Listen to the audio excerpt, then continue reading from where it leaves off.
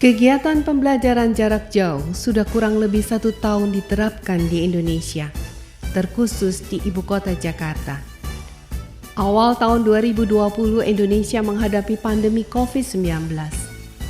Kasus positif COVID-19 di Indonesia pertama kali dideteksi pada tanggal 2 Maret 2020. Persebaran COVID-19 membuat Presiden Republik Indonesia menerapkan kebijakan untuk memutus penyebaran COVID-19 di Indonesia. Kebijakan ini memunculkan berbagai dampak pada kehidupan masyarakat, termasuk bidang pendidikan. Pendidikan, tanda kutip, dipaksa langsung mengubah metode pembelajaran dari mayoritas tatap muka menjadi pembelajaran jarak jauh atau PJJ. Metode PJJ untuk keseluruhan program pembelajaran merupakan hal baru bagi semua pihak yang berkepentingan. Pengajar, peserta didik, dan manajemen pengelola pendidikan. Hari ini, kita akan melakukan tarik balik 1 tahun PJJ SKK Jakarta. Kita akan melihat bagaimana kondisi persiapan peranan dari guru, orang tua, siswa, dan sekolah Kristen Ketapang Jakarta melewati masa-masa PJJ ini, sehingga menjadi sebuah habit baru yang harus dilakukan.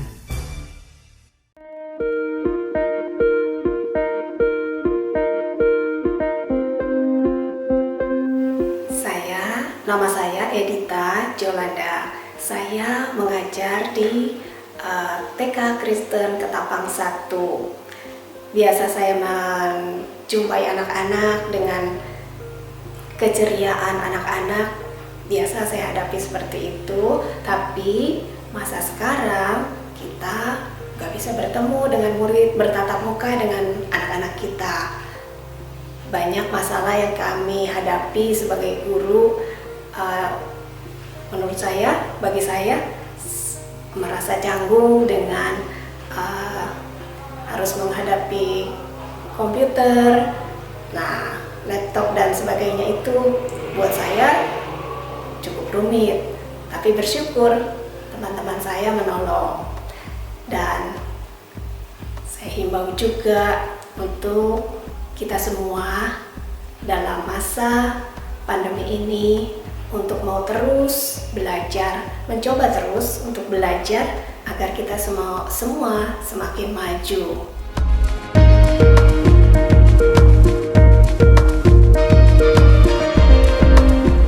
Iya, selamat siang Mama Kinan. Ya, Mama Kinan, kami ingin tanya-tanya sedikit ya.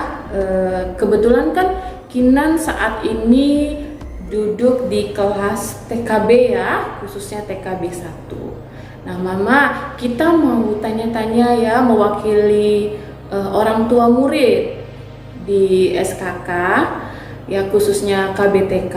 Nah, bagaimana sih pengalaman Mama selaku orang tua dari Kinan dalam mendampingi anaknya di PJJ selama 1 tahun ini? Selama PJJ ini saya tidak mendampingi Kinan secara full karena saya juga tidak ada WFH dan juga harus full di kantor. Jadi memang Kinan sehari-hari itu sekolah PJJ sendiri. Wah, kebetulan rupanya Mama nggak mendampingi Kinan 100% ya Ma, karena harus bekerja ya. Wah, boleh Bah dibagi nih pengalamannya atau kiat Mama dalam mendampingi, kan mengingat Kinan ini tidak didampingi 100% ya sama Mama. Kalau ditanya kiat-kiatnya apa, ya paling saya memberikan enggak sih, maksudnya pertama kali saya pulang kerja itu saya minta Kinan cerita, kamu hari ini ngapain aja di sekolah, tugas apa, PR-nya apa gitu, udah kerjain PR atau belum. Nah kemudian saya juga memberikan PR itu di luar sekolah. Jadi maksudnya di PR dari saya sendiri, seperti tambah-tambahan, pengurangan atau menulis atau membaca. Jadi memang saya punya buku khusus di mana itu memang buku Kinan untuk membaca dan menulis. Di situ latihan-latihan PR dari saya sendiri. Nah, kemudian pada tersebut saya juga kasih penilaian, saya kasih reward atas apa yang telah dia kerjakan. Saya periksa, kemudian memang saya kasih bintang, saya kasih smile, dan dia sangat suka, dia sangat memotivasi dia juga sih seperti itu. Jadi dia melihat kalau hanya dia berikan cuman smile-nya 2, besok harus bisa lebih banyak lagi smile yang dia terima, atau mungkin star-nya. Nah, itu juga sangat membantu Kinan, memotivasi Kinan ya, supaya dia bisa lebih giat belajar lagi. Kemudian saya juga karena nggak mendampingi, jadi saya harus benar-benar melatih Kinan secara membaca atau menulis itu dengan bantuan-bantuan yang mudah Kinan ingat. Seperti misalkan huruf B dan D itu kan mirip, hanya beda posisi kanan dan kiri. Jadi saya membantu Kinan B dan D itu seperti huruf B itu ke posisi sebelah kanan, huruf D itu ke posisi sebelah kiri yang perutnya gendut seperti perut kamu kalau kamu habis makan. Atau huruf R yang kayak gunung kecil. Nah, itu dia, oh iya, R itu huruf yang kayak gunung kecil ya Mia? Ya. Nah, dia bisa mengingat dengan baik huruf-huruf tersebut. Kemudian saya juga memberikan Kinan itu PR nggak terlalu banyak, lumayan banyak kadang-kadang cuma sedikit, kadang-kadang dia negosiasi dengan saya juga, Mi gak usah banyak-banyak ya, jangan susah-susah.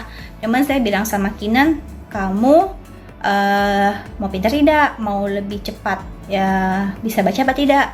Nah, dia mendengar itu, mau oke, kalau gitu kerjakan apa yang telah Mami berikan.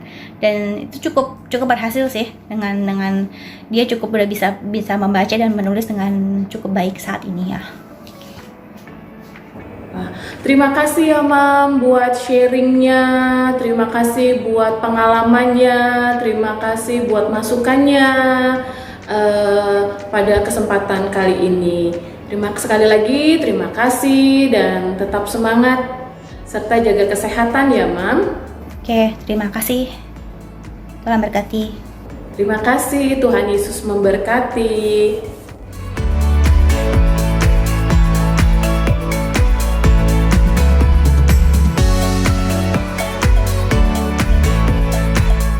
Halo, nama saya Liora Ovinka, saya kelas 5. Menurut saya, selama PJJ ini ada kelebihan dan kekurangannya. Kelebihannya, kita lebih banyak waktu bersama keluarga dan dapat bangun lebih siang. Untuk kekurangannya, kita tidak bisa bertemu dengan teman-teman secara langsung. Dan ketika saya belajar, kadang wifi saya mati dan saya jadi ketinggalan pelajaran. Selama PJJ ini, karakter saya lebih membaik dalam hal mandiri dan bertanggung jawab. Terima kasih. Halo, nama saya Emily dari kelas 6B. Saya ingin membagi pengalaman saya selama pelajaran jarak jauh. Kelebihan dari PJJ yang saya rasakan adalah tidak harus bangun sepagi sekolah offline. Posisi belajar lebih santai dan jam belajar tidak terlalu lama. Kekurangan yang saya rasakan adalah cepat bosan, gampang hilang fokus, tidak bisa berdiskusi dengan teman atau bekerja kelompok. Ada pelajaran tertentu yang lebih dimengerti jika belajar tatap muka. Olahraga lebih menyenangkan jika dilakukan bersama-sama dengan teman. Susah berinteraksi dengan guru. Menurut saya, karakter saya menjadi semakin baik di pandemi ini. Saya jadi mengerti dalam pandemi ini, orang tua lebih sulit untuk mencari uang, jadi saya tidak menuntut macam-macam untuk dibelikan. Saya belajar hal baru selama pandemi, seperti belajar memasak nasi, menjemur pakaian, dan belajar bertanggung jawab dalam membersihkan kamar tidur. Terima kasih.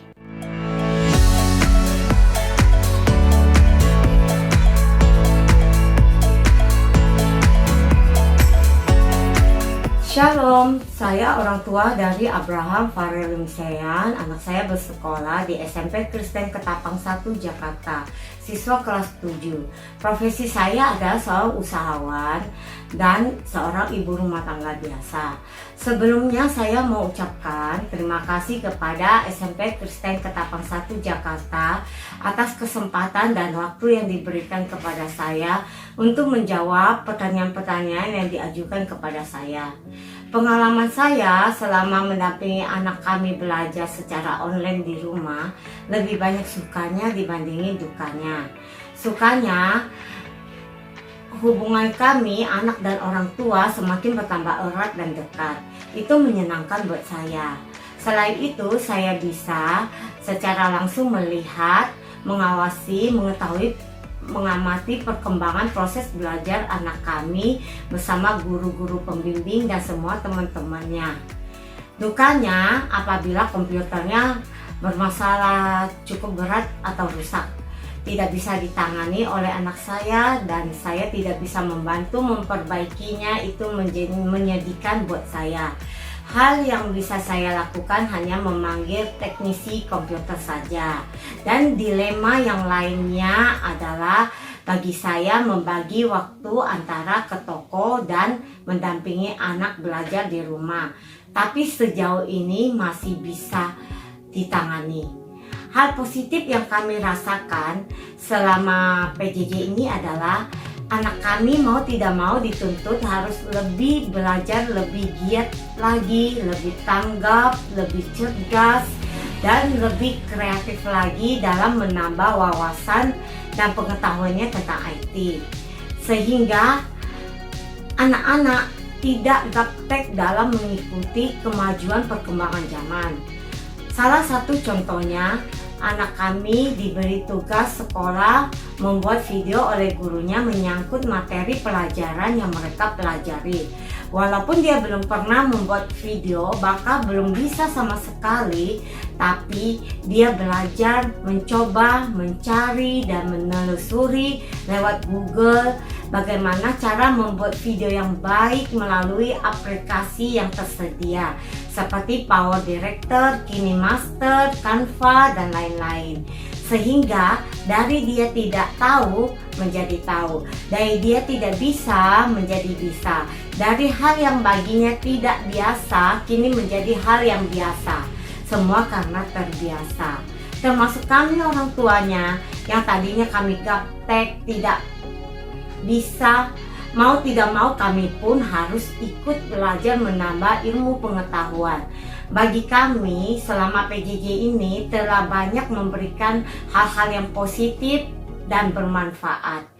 Perubahan karakter yang kami rasakan kepada Abraham Farel, anak kami yang tadinya pendiam, kini berubah menjadi anak yang lebih percaya diri, lebih prestasi, lebih berani mengemukakan pendapatnya, lebih aktif dan mau berinteraksi dengan semua guru-guru pembimbingnya, juga bisa berdiskusi dan bekerja sama dengan semua teman-temannya. Sebagai orang tuanya, kami tentu sangat bersyukur kepada Tuhan dan bangga atas perubahan yang terjadi pada anak kami.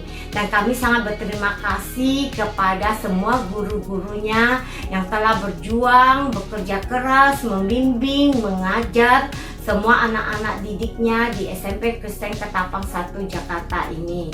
Menurut kami, KBM ini sudah berjalan sangat baik. Harapan kami bisa terus dipertahankan, bila perlu semakin ditingkatkan, agar kedepannya SMP Kristen Ketapang 1 Jakarta ini semakin sukses, menjadi yang terbaik, nomor 1 dalam mencetak bibit-bibit unggul, generasi penerus bangsa yang berkualitas dan berkarakter Kristus. Demikian yang dapat saya sampaikan. Terima kasih. Terima kasih kepada Sekolah Kristen Ketapang yang memberikan kesempatan kepada saya untuk menjadi salah satu perwakilan orang tua. Nama saya Effendi. Anak saya sekolah di Kristen Ketapang itu ada 3. Yang pertama itu Renat kelas 7, Renaldo kelas 5, dan Reiko kelas 3. beberapa pertanyaan yang diajukan yang bisa saya sampaikan adalah tentang pengalaman mendampingi anak-anak sekolah di rumah. Itu mungkin pada awalnya itu cukup berat karena memang ini kan tanpa persiapan sama sekali, tiba-tiba harus belajar online. Jadi mungkin dari pihak sekolah, orang tua dan juga murid itu belum ada persiapan. Tapi seiring berjalannya waktu, sekarang udah mulai terbiasa dan saya pikir tidak ada masalah. Untuk masalah suka dukanya itu adalah kita bisa dampingin anak 24 jam. Jadi anak full kita bisa pantau di rumah terus. Untuk masalah dukanya adalah kita jadi harus menyediakan waktu lebih banyak lagi kepada anak-anak kita, terutama anak yang masih SD. Mungkin ketika lagi belajar itu laptopnya error atau gimana, atau jaringan internetnya yang kurang stabil, nah itu kita harus tanggap untuk memperbaikinya gitu ya. Apalagi kadang-kadang bisa keluar dari Gmail itu secara tiba-tiba. Jadi itu bikin anak itu jadi bingung. Terus hal baru yang kita dapat adalah kita sebagai orang tua harus lebih mengerti juga tentang penggunaan komputer. Karena mungkin selama ini kita hanya menggunakan komputer secara dasar aja, tapi sekarang kita harus lebih mengerti penggunaan komputer lebih detail. Dan kedua itu kita lebih mengerti cara guru menyampaikan pelajaran kepada murid. Jadi kita tahu karakter guru itu seperti apa. Untuk nomor 3, perubahan karakter terhadap anak itu saya pikir menjadi lebih baik ya, karena seperti yang saya bilang tadi, kita pantau terus anak selama pelajaran online. Jadi kita pun tahu ketika anak dikasih tugas, dan kita akan selalu menyuruh anak untuk langsung mengerjakan tugas dan segera untuk mengumpulkan atau mengirimkan tugas lewat Gmail atau GCR. Nah, jadi anak menjadi terbiasa untuk segera menyelesaikan tugas yang diberikan. Setelah tugas yang diberikan selesai, baru mereka boleh main atau nonton televisi. Untuk yang keempat, harapan saya terhadap proses KBM ini ya sekarang udah oke, sudah baik, dan saya harap bisa dijaga kualitasnya, kalau bisa lebih ditingkatkan lagi. Demikian yang dapat saya sampaikan. Atas perhatiannya saya ucapkan terima kasih. Halo, kita berjumpa lagi. Kali ini saya akan wawancara sedikit nih dengan Ibu Rahel, pembina OSIS SMA Kristen Ketapang 1. Ya, ini sedikit saja pertanyaannya. Bu Rahel, sekarang ini apa sih perubahan-perubahan yang dilakukan oleh OSIS SMA Kristen Ketapang 1 ini terkait dengan pandemi dan tantangan sekarang ini ya? Oke. Tentu saja beda ya Pak Niko. Kalau biasanya anak-anak bisa interaksi langsung, bisa mengekspresikan apa potensi mereka secara langsung. Ini karena masa pandemi di mana harus terpisah, ya kita melakukan semua kegiatan, program dengan mengikuti protokol kesehatan, tapi tetap tidak mengurangi penyaluran kreativitas dan ide dari anak-anak. Oke, keren ya. Jadi satu lagi adalah apa sih keunggulan dari OSIS SMA Kristen Ketapang 1 sekarang ini ya? Oke. Kelebihan kita adalah sesuai dengan value ya dari tingkat SMA, di mana kita menyiapkan anak-anak untuk menjadi seorang leader. Jadi kita memang berusaha menanamkan hal-hal yang berguna buat mereka untuk jadi leader masa depan gitu ya. Termasuk mereka mandiri, diberikan keleluasan untuk berekspresi, tapi tetap dengan tanggung jawab. Wah, itu mantap sekali tadi jawabannya. Kita mempersiapkan. Sekarang nih, tadi bicara tentang masa depan. Berarti saya sekarang akan bertanya lagi. Satu yang terakhir saja. Ya. Ke depan ini OSIS SMA Kristen Ketapang 1 mau bikin apa, atau rencana ke depan kira-kira apa nih yang berusaha untuk diwujudkan, Pak? Oke. Dalam waktu dekat, seperti biasa ya, program tahunan kita ada acara speak, dan kita masih belum tahu nih, masih masa pandemi yang online ataukah sudah tatap muka. Kita coba siapkan itu. Jadi kita menampung semua aspirasi, ekspresi dari anak-anak dengan nanti dengan program sudah dikemas sedemikian rupa. Yang lain, kita juga punya program KASIS, di mana anak-anak punya kesempatan mengekspresikan segala yang mereka punya ya. Dan kita juga masih belum tahu, maka kita mencoba menyiapkan dua alternatif. Satu berupa digital, satu berupa cetak. Untuk yang lain seperti biasa ya, ada peringatan-peringatan hari besar, keagamaan dan sebagainya, tetap kita akan lakukan di program-program OSIS kita.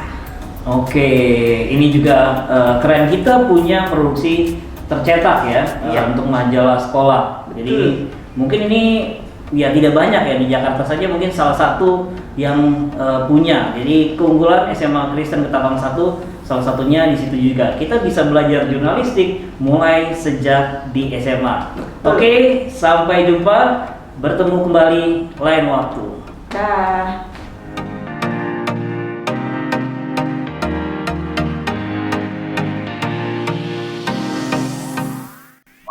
Kalau mau diceritain panjang ceritanya.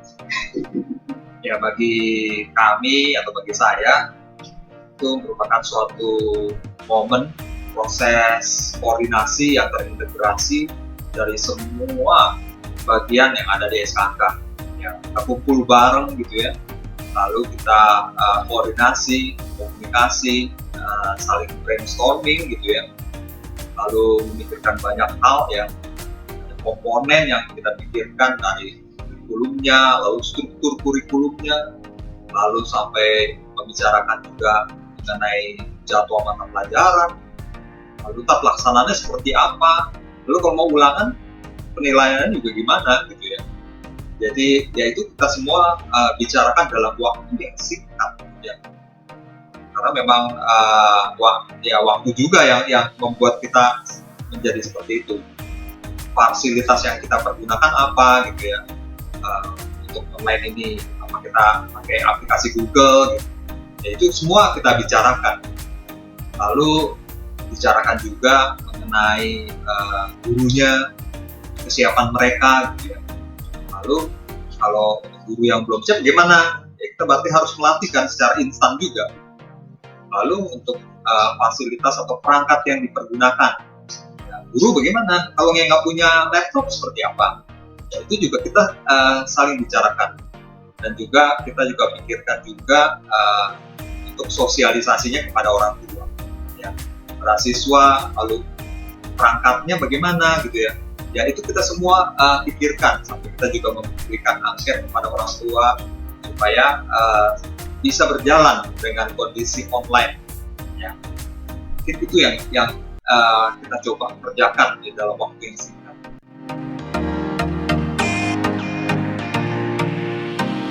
Hal positifnya adalah saya semakin mengenal dan mengetahui banyak metode pembelajaran secara daring. Banyak aplikasi yang saya explore dan saya pilih, di mana ada yang sangat susah, ada yang menengah dan mudah untuk diterapkan oleh guru-guru di bagian di SKK. Jadi saya mencari aplikasi yang lebih mudah gitu ya, digunakan oleh guru dan juga oleh siswa.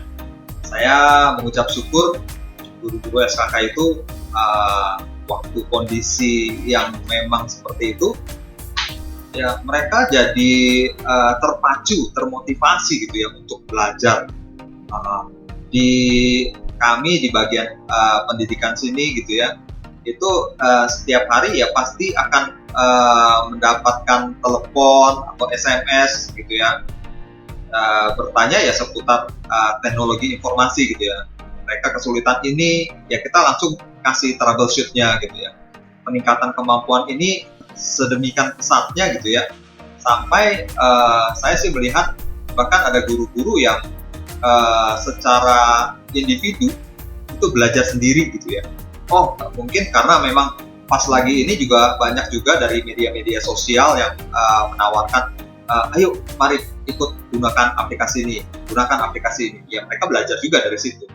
Bagi kami yang di kantor pusat ya kami juga terpacu untuk belajar lagi ya, jadi jangan sampai nanti mereka tanya kami diem gitu ya, nggak tahu. Jadi itu selalu kita berinovasi dan merasakan kalau misalkan memang pembelajaran teknologi, pembelajaran itu bermanfaat buat mereka. Sebenarnya sih kami sudah mempersiapkan ya, sudah bekerja sama dengan Google dalam Google Suite for Education ya. Sejak beberapa tahun yang lalu kita sudah mempersiapkan guru punya email sekolah gitu ya. Lalu siswa juga seperti itu. Kemudian kita juga, ini sebelum pandemi ya, sudah coba latih guru-guru dalam menggunakan aplikasi Google gitu ya, seperti Google Drive untuk pengolahan data mereka, penggunaan Google Forms untuk angket dan tes, lalu Google Classroom untuk kelas virtual mereka gitu ya. Kita datang ke SKK Jakarta, SKK Bogor untuk melatih mereka.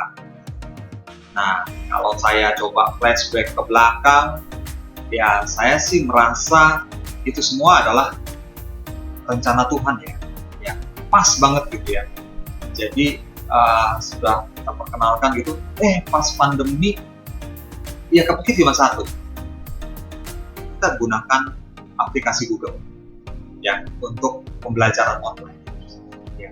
Jadi boleh dibilang memang Tuhan tuh kayak sudah persiapkan gitu ya. Terus semuanya gitu ya, ya udah guru-guru ya secara garis besar sudah boleh dibilang secara umum mengenal gitu ya fitur-fitur yang akan digunakan masa pandemi itu, PJJ itu. Lalu pas waktu mulai di pandemi kan kita tetap belajar, terus kami di kantor pusat berpikir, wah kayaknya kita harus mengeksplor lebih dalam lagi dalam penggunaan aplikasi Google.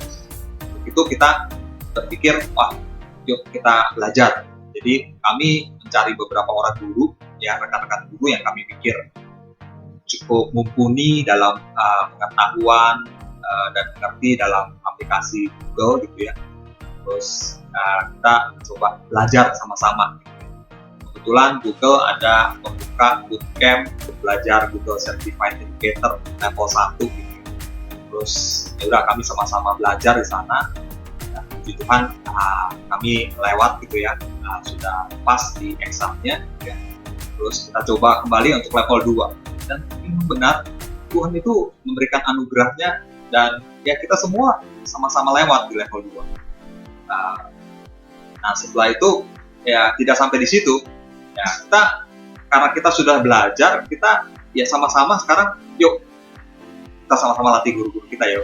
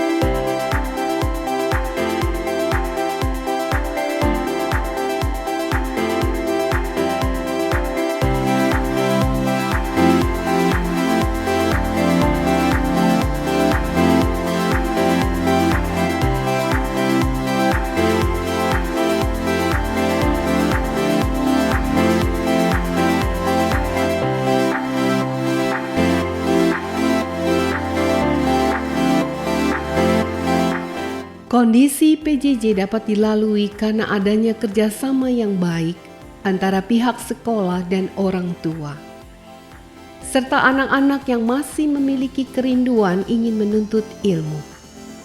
Abad 21 merupakan zaman teknologi yang menuntut perubahan pola berpikir dan kehidupan banyak orang, terkhusus anak-anak bangsa, serta pendidik dan orang tua.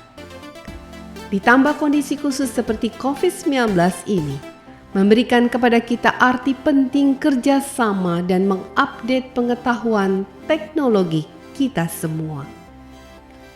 Terima kasih kepada orang tua, anak-anak yang memberikan kesaksian mengenai PJJ yang telah dilakukan di Sekolah Kristen Ketapang, Jakarta. Terima kasih kepada Yayasan Pendidikan Kristen Ketapang dan keluarga besar Sekolah Kristen Ketapang dalam proses KBM yang telah dilakukan dengan sangat baik. Semoga sekolah ini dapat menjadi berkat buat banyak orang dan menghasilkan anak-anak yang berkarakter Kristus, berintelektual, dan berguna bagi bangsa dan negara.